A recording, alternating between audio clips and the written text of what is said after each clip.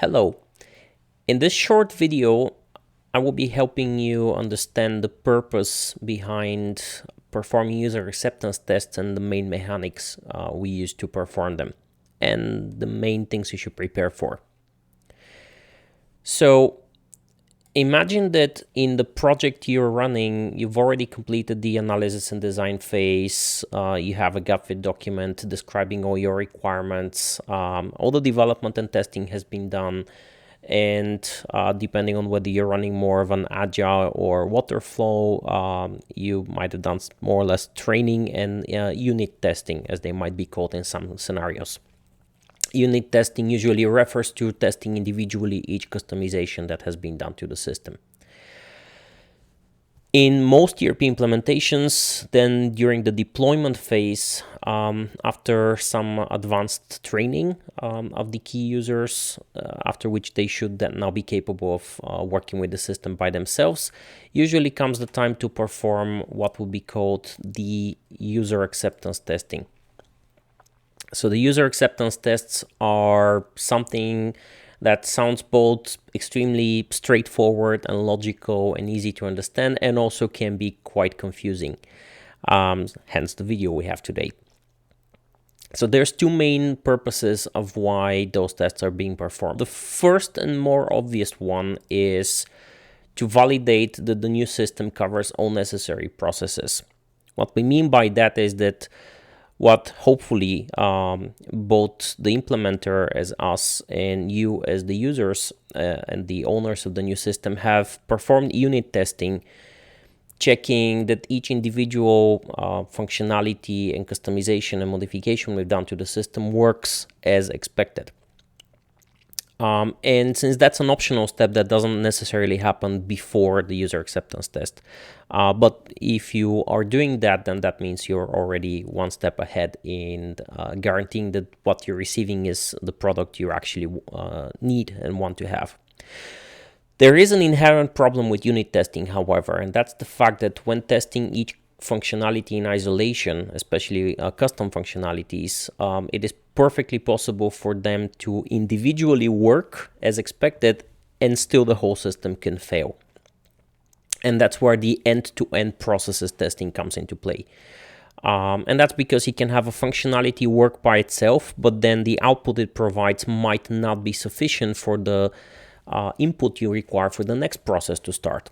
So that's where you can find that, yeah, technically this self-contained function works, but then once you try to use the output from that, you find out there's more that has to be done. Or maybe there's a different way to do it where it's more user-friendly, and so on and so forth. So the end-to-end user testing means that you need to be aware of how the functionalities play within the larger process. This is also where having agreed also on the future process flows is helpful.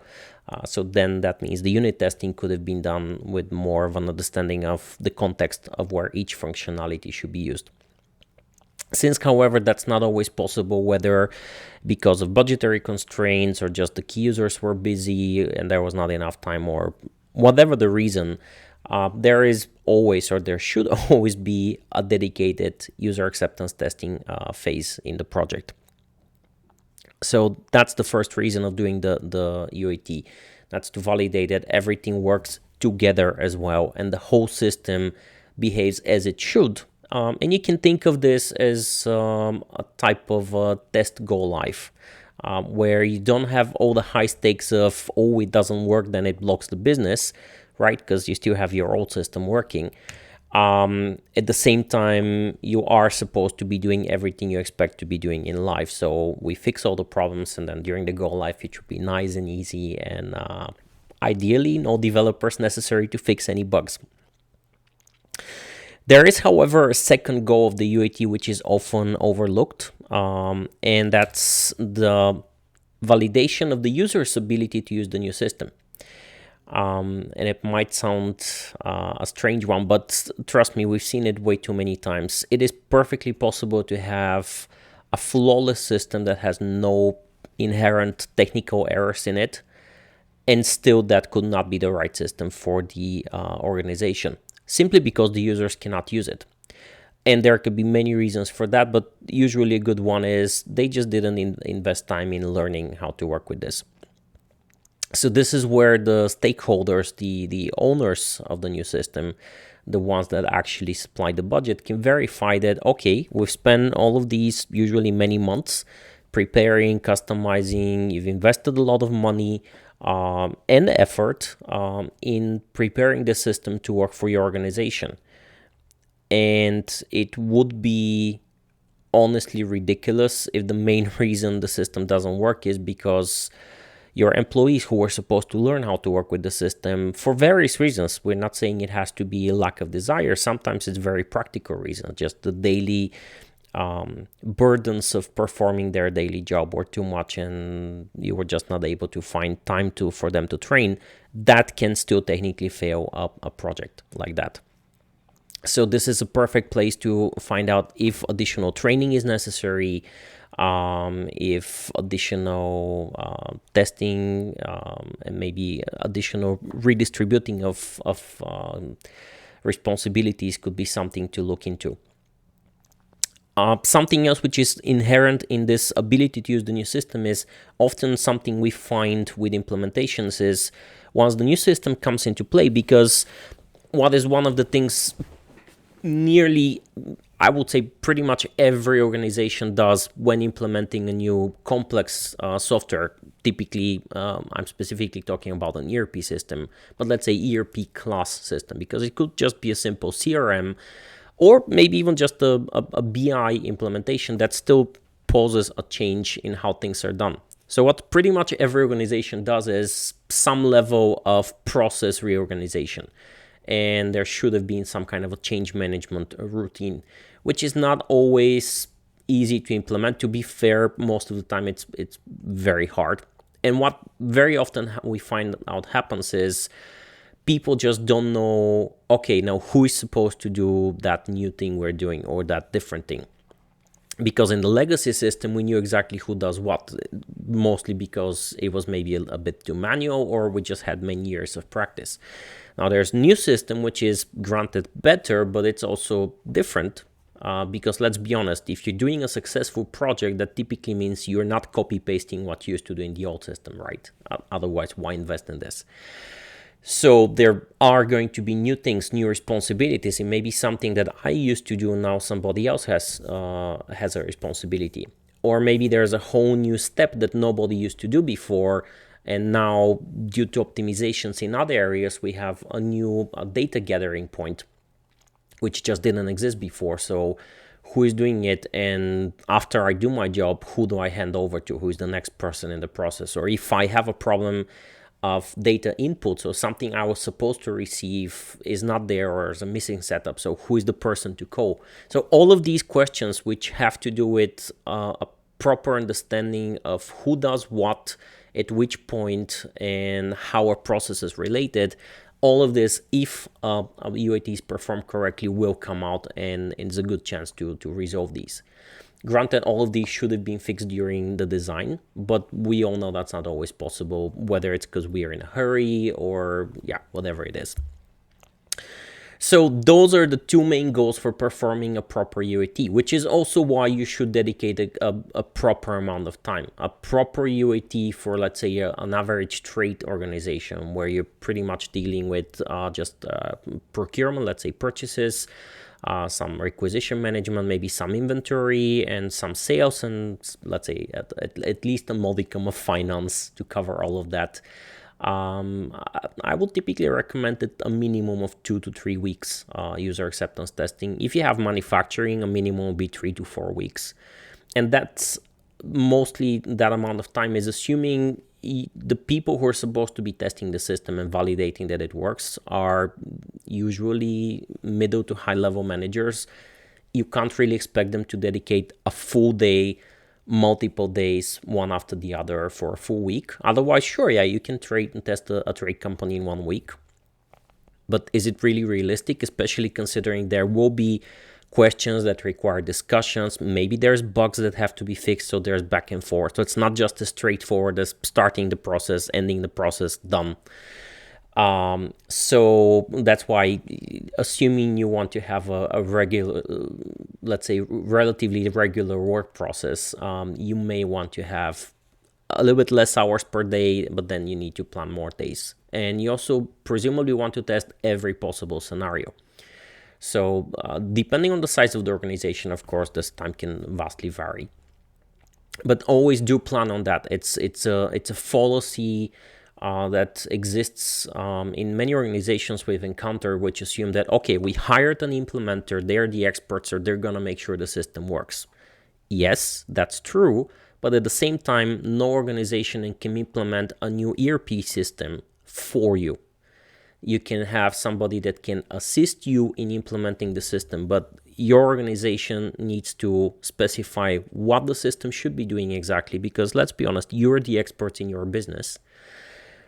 Secondly, you're the ones who have to learn how to use the new system, and you're the ones who have to validate that the system is working correctly. So what you're paying for are partners that can assist you with expertise, share best practices from other similar organizations, from other places in the world, but you're the ones that have to own the system, you're the ones that have to adopt the system. And all of this requires time and effort, which, by the way, is a typical hidden investment, because we cannot tell you how much this is going to cost your organization.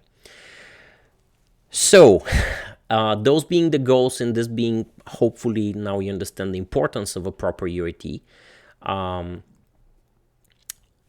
do you actually prepare for it, and how do you actually do it? And the short answer is by planning. So as I already explained, this is going to be a relatively long process. So if you want to do it correctly, you have to prepare, especially if we're talking about multi-week testing. That means that you should ideally have a way to track what happened yesterday and where are we today and how far are we on track, and is the time that we allocated enough, and how much more time it will probably take. So all of these are questions that a good project manager should be able to answer. In order to do that, however, they will need data. And this is where having a good user acceptance testing script is going to be extremely helpful. And what I'm going to show you is just the default, more or less generic Microsoft based script. It's not exactly directly what comes from Microsoft. This has been modified a little bit. And the important thing that I explain to all of the customers I work with is that this has to be your script. So what you're seeing on my screen that I'll show next is just a recommended, most used version of formatting this file. But feel free to format it in any manner that makes sense to your organization, because at the end of the day, it has to be your script for your organization that you are going to work with. So you have to be comfortable with. Of course, we as a partner will be there, but you have to be able to understand this. So the columns that you're going to see, it's an Excel file, I'll share it in a few seconds. The columns that you're going to see are just some recommended ones. But feel free to add some. You can theoretically remove some of these, but I would generally assume these are the, let's say, bare minimum you should have. So let me share my screen again. As I said, this is just a sample, and let me guide you through the file. So the first thing you see are there are different tabs in worksheets, in this case, for the different processes. I've just left a few as a template. My personal preference has always been to have just one worksheet with a list where you just add an extra column for the departments or processes you want to be testing, because that makes it easier to filter and make calculations if you need to. However, I'm showing you the version with multiple worksheets because this is what pretty much every customer I've worked with does. So practice shows it tends to be the more usable version. It does mean that the project manager who is going to be gathering data based on this will have a little bit extra effort, but it's not the end of the world. So you would create either one big worksheet with a column, making it easier to filter and understand, okay, these are the use cases for the sales team, these are for the purchase, manufacturing, inventory, finance, so on. It's up to you how exactly you split them. And then you are going to want to structure each of these in a more or less, ideally exactly the same manner, but of course there could be differences dictated by the specifics of the process.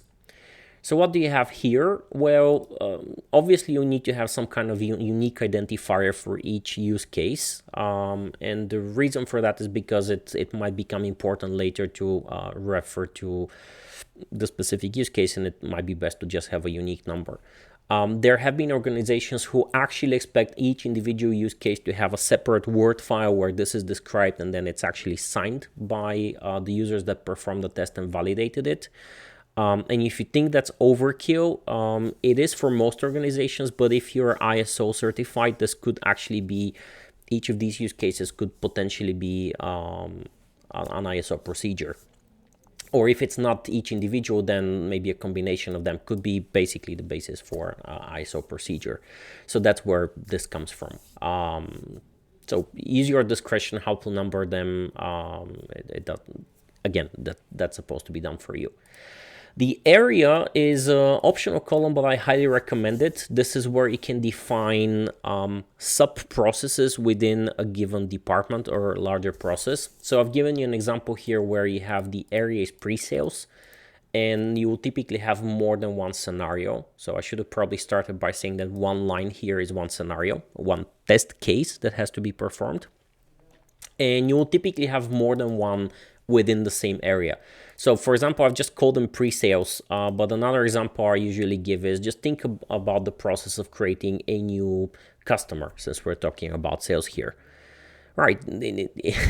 Instinctively, you might say, well, yeah, creating a new customer is one use case, but no, not really. You would have typically multiple use cases for the process of creating a new customer. Let me just give you a few examples.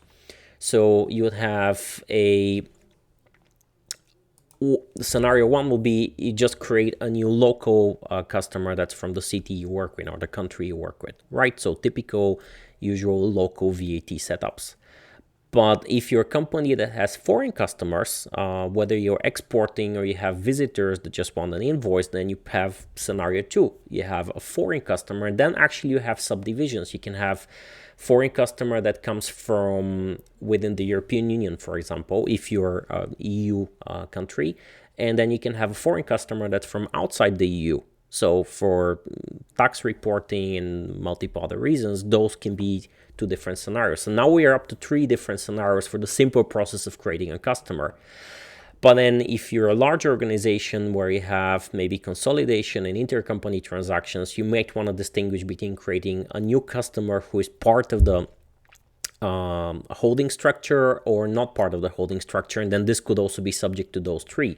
So you basically have intercompany or non-hidden company customer, which is local, foreign from EU, or foreign from outside of EU. So all of a sudden you have 4 or maybe even actually 6 if you multiply this by these 3.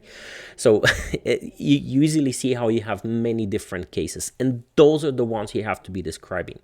Remember, the idea is you create in this file all the different scenarios you're going to be going through. So the example I've given here in the file is for pre-sales, we have 2 ones. A simple standard quote where basically you just, offer a standard product. And then I've said, okay, maybe there's a customer who, because this is a manufacturing company, who wants to order custom product. Or for simple trade organizations, maybe you have a customer that's VIP for you who is looking for a product that you don't normally have in your portfolio, but maybe you want to add it to your portfolio because of this customer. So that will be a customized. So the process for performing these 2 is slightly different.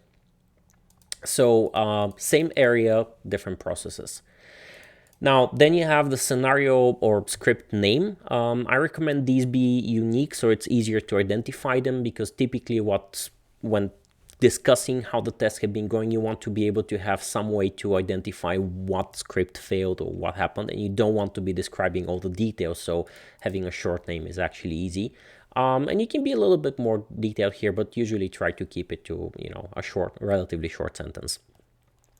There are, by the way, scenarios where you might have multiple cases of the same thing where something is a variable.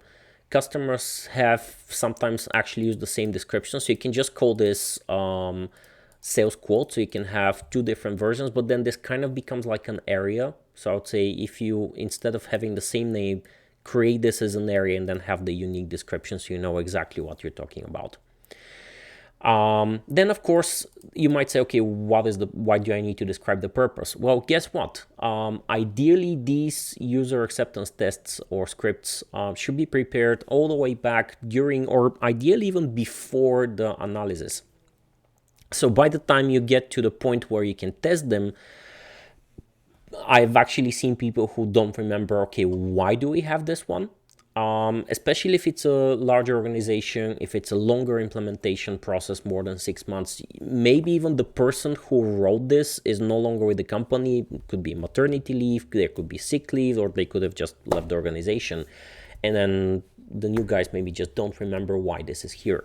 So just having, again, try to keep it as short as possible, but this is where it can be more detailed, because the idea is you need to understand, okay, why are we testing this? And this is where typically you want to explain what problem you're solving by having this scenario.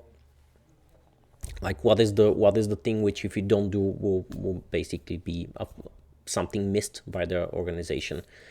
So yeah, try to be as detailed as possible, but keeping it short. And then you have the actual steps that need to be performed. So the recommendation for this is to describe them from the point of view of how the process happens in the real world, from the business point of view. Of course, it will be nice if the people describing the steps can describe how this is supposed to be done in the new system that's being implemented.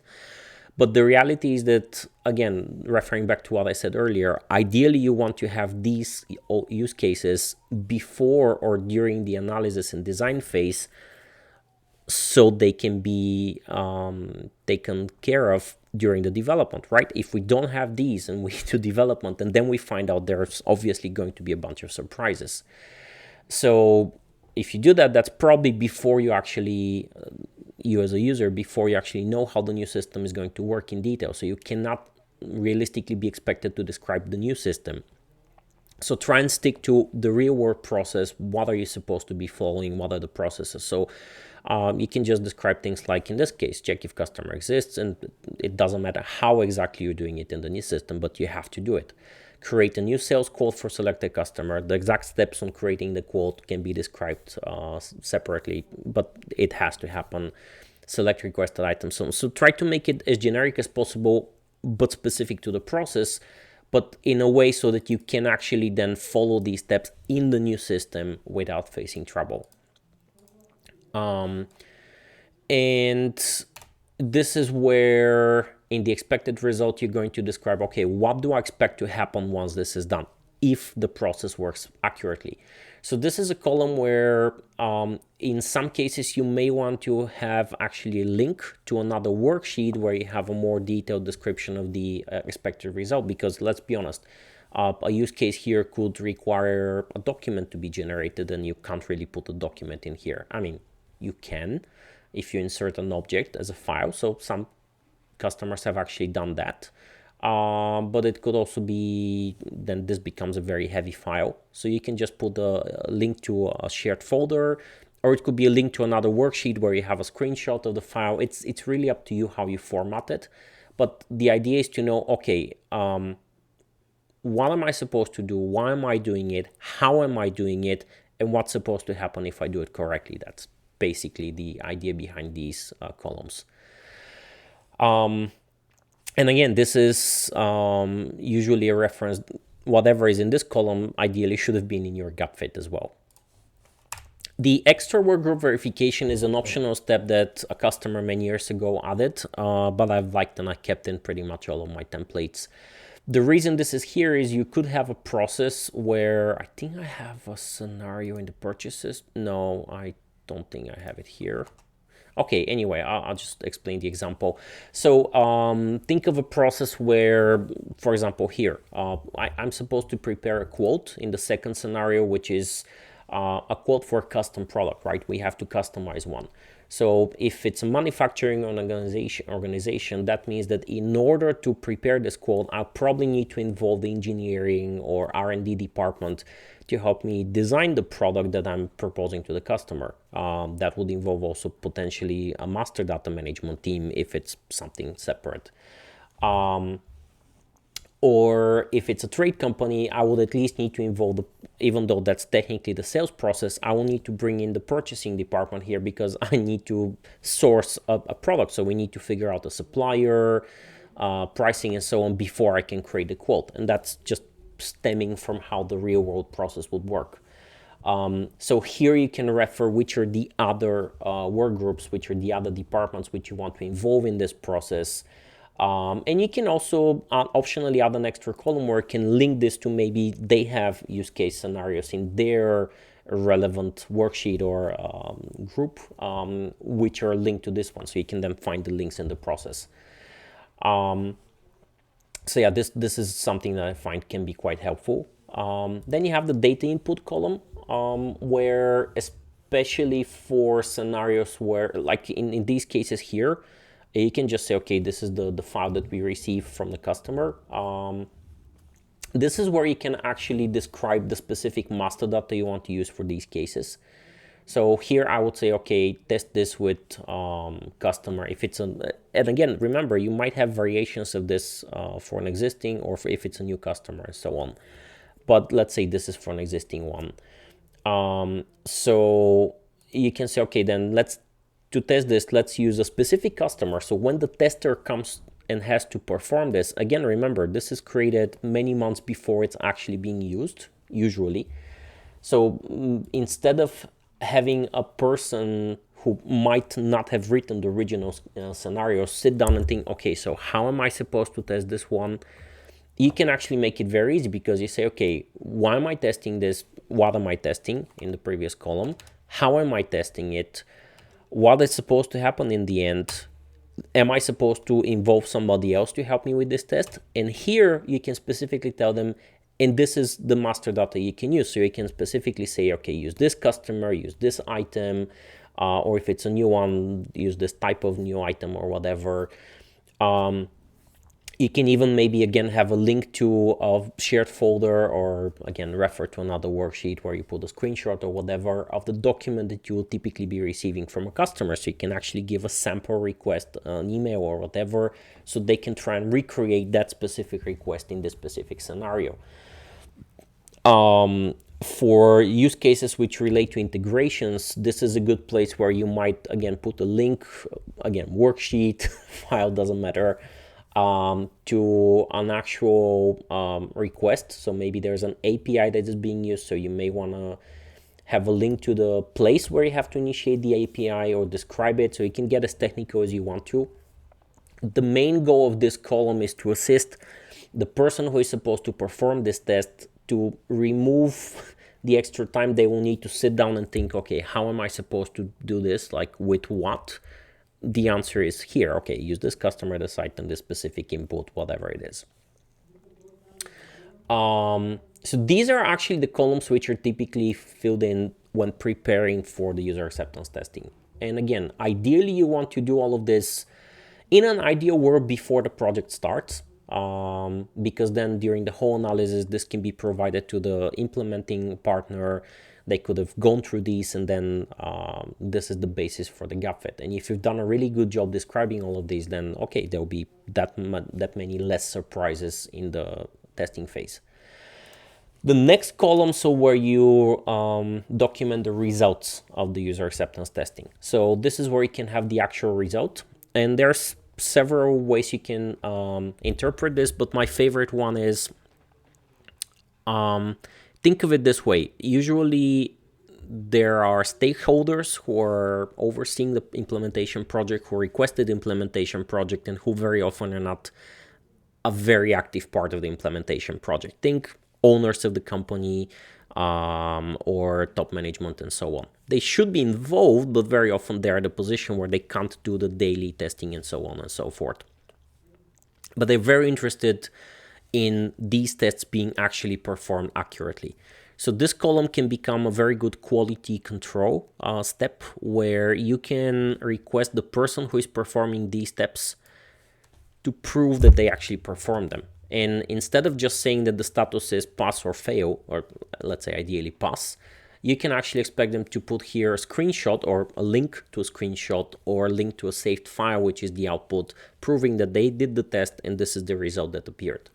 And again, remember, this whole thing is done as a quality control step. So you ideally in quality control, you want proof that the test was done and what the test result showed. So this is the main reason why this is here. Of course, it could just be described with text. The person performing the test can just say, okay, test done, results as expected, which at this stage, you might as well just skip this column and directly say pass. Okay, everything works as expected. But yeah, I really like the scenario where this is a link to the either a screenshot that's saved somewhere or the output file, and you have actual tangible proof that the test was performed and how it performed. Because think about it, after this user acceptance is done, if everything passed or sufficiently many of the scenarios passed, usually the stakeholders will then make a decision and say, okay, we are ready for go live, which means we're ready to plug off the old legacy system and move all of our processes and trust our organization to the new system. And that's a very expensive decision, because if there's tests which were not done correctly and they fail in production, this could be quite expensive in the long term to fix for various reasons. So if something fails, and I usually hate the scenario where somebody tries to blame someone. It's not necessarily blame, but you may want to go and figure out, okay, what's the root cause? And then you can easily go back and say, okay, did we actually test this thing that failed? And you can then go back to the user acceptance test and you can say, okay, it passed, and then you can see the result, and then you can compare, okay, how is that different from the production one? And then you can figure out, okay, if this thing here is the exact same scenario, but now in UAT you had one result and in production you have a different, then you can investigate, okay, what else has changed in the system, and maybe there were change requests introduced last minute or whatever. So there's a myriad of scenarios you can go through and troubleshoot, but this could become a very important troubleshooting step to figure out what's the root cause, so we can then figure out how to actually properly solve the whole thing. And more importantly, how to make sure that next time we don't make the same mistake so it doesn't happen. Because if you have a technical problem with the system and you fix the technical problem, but you never figure out the process flow that brought the technical problem in the first place, what you're guaranteeing is that this is just going to happen again down the line. Maybe in a different technical area, in a different way, but the underlying process that caused the technical error is still there, unless you figure out that. So this whole document, this whole process is designed to, as much as possible, to help you improve your organization. So yeah, that's the user acceptance tests file. Something which I haven't shown in this template because this is slightly different for every organization is, and I mentioned this in the beginning briefly, typically, and one of the reasons why you have an Excel file is so then it becomes easy to have a calculation based on that. So if all of the tests are written and you have a file which is a list of them, then it's very easy to know how many tests are we supposed to perform. Then you can actually check with the users who are supposed to perform the tests, and this will give you a relatively easy way to estimate, okay, how long will it take us to perform each of these tests, making some assumptions for fails and so on. And this can become a very important tool to budget. Okay, then how much time should we budget for testing, for performing the tests? And this becomes an important planning tool and an important control tool, because then as the tests start, you can compare the rate at which the tests are being performed and succeed or fail, and compare them to your assumptions you made in the beginning of the planning. So you don't have to wait for a 3 or 2 week user acceptance test to reach the last day of week 2 to realize that, oh, we're not done, so we need some more time, and then start figuring out how much more time we need. You can already at the end of day 1, 2, 3 compare to, okay, Day one, we have a total of, let's say, 400 tests. We performed 20 tests, or let's say 25. So that's this much percentage of the total. Assuming we keep the same speed, how many more days will we need?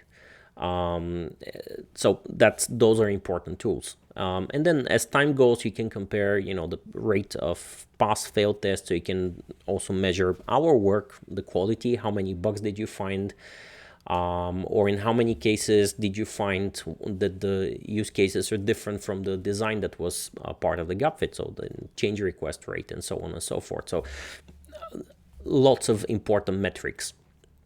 So that's an important reason why the user acceptance are there. And again, don't forget, if you don't have a list of user acceptance tests and you're starting a UAT, then I have actually been multiple times in the scenario where we start the user acceptance testing. We go into a room together, or we join a call, depending on what's the scenario. And the key users of the customer call me and say, okay, so what are we supposed to do now? And it's two completely different conversations. If on the one hand, I can just pull out the file or just point them so they can pull out the file and say, well, just start going through these. And it's easy peasy because, everything's described. And it's a completely different conversation if now we have to start brainstorming, okay, so how do we test the system and what do we do? Because again, remember, the gap fit that you have is describing a type of process and a type of customization that has to be performed. But as I gave you the example, both with the quote or creating a new customer, each one process can have and usually has multiple instances and variations. So those variations are what are described in the use cases. And, the more specific you are in what you expect the system to do, the more specific you can be in validating that it does it correctly. And the less problems you're going to be facing in the go live. So it's all about quality, validation, and I think all of us prefer to fix problems before they occur rather than figuring out solutions after the thing breaks. So that's all stems from there. So yeah, there's much more I can tell you about this, and of course, depending on the specific of your business, there will be additional elements you may want to add as either columns in the UAT or as how it's written, how the tests are performed, and how we validate them, and what kind of reports you want to create. But assume this is a presentation of the basics you should be starting with. And again, you take out of a system what you put into it. So the more effort and care and preparation and planning you put into it, the better results you're going to have in the end. So that's just one of those things.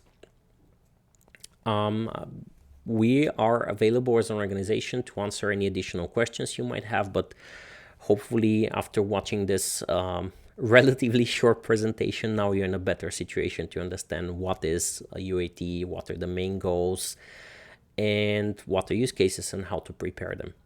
So from the team of Intelligent Systems, I want to wish you a successful project.